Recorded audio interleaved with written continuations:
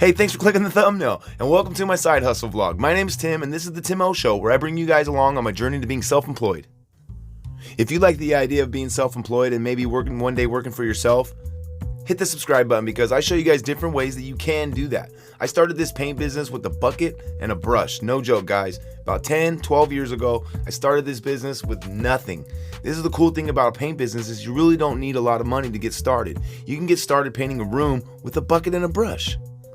If you or someone you know is interested in maybe starting a painting business, I do offer FM Clarity, which is coaching calls, one-on-one coaching calls, and I'll walk you guys through every little step that I did and how I got started and how I got to where I am today. And where we are today is, it's a $5,000 job, you guys. It's only going to take a few days to do the inside and then probably a few days to do the outside. That's my estimate anyways. So when you guys approach removing this popcorn ceiling, like I'm doing here, I got a little garden sprayer.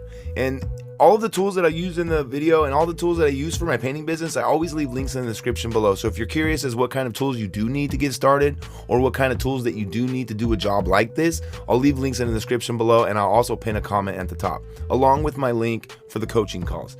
All right, let's get into the video. So I saturate everything with the garden sprayer, and it's just regular old water. Now you spray a good 4 foot by 4 foot section is what I like to do because you don't want it to soak in too much. So after you spray it on, you wait about 5 minutes, let it soak through to that top layer of texture, and then you go back through and you scrape it off. Like you guys see what I'm doing here. Now, one thing that I want to make sure to tell you if you are getting ready to do a job like this, you don't want to let it sit for too long, and you don't want to oversaturate it, because if you oversaturate it and let it sit too long, the paper on the sheetrock, which is the brown surfaces there, the knife will start to dig into it and it'll start peeling back that paper. And what you have to do is after you remove all the popcorn ceiling, any kind of damage that you do to the sheetrock, you need to come back through and you need to skim with some topping mud, and then you have to sand. So if you get it oversaturated and you start digging into that stuff, it's going to be extra work. So do yourself a favor, don't let it sit for too long, and don't let it, you can kind of tell here on the picture, you can see towards the top of the screen, it's a light brown. Where it's dark brown, it's a little wet. So it's just about right. I think 5 to 10 minutes is a good place to start for sure.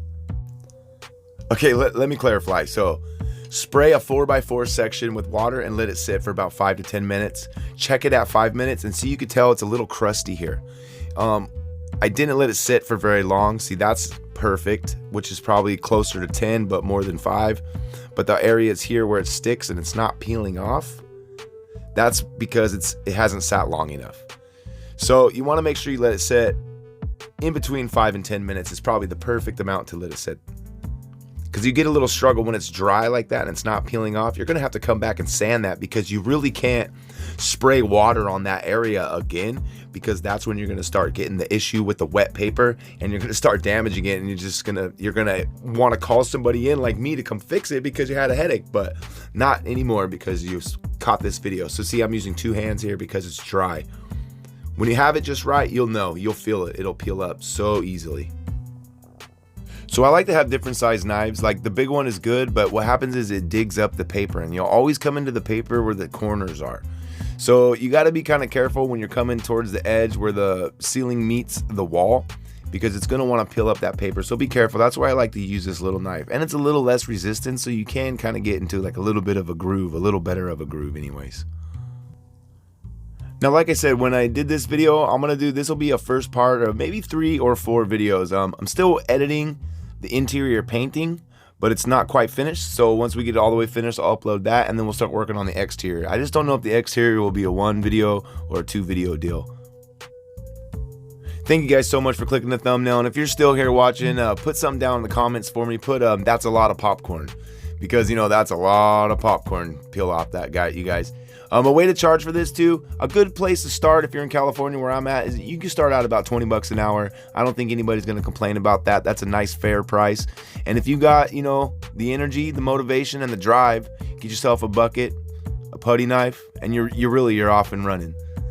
So thanks guys for watching. I really appreciate it. Here's the end result. Now what we'll do is we'll come back through, we'll skim it with some mud, make it all nice and flat. We'll sand it down a little bit, and then we'll prime it, shoot some texture, paint it a couple times, and yeah, we'll move on to the outside. So thank you guys very much for watching. Please hit the thumbs up button for me. It really does help the channel out. Hit the subscribe button, and I'll see you guys in the next video. Thanks for watching.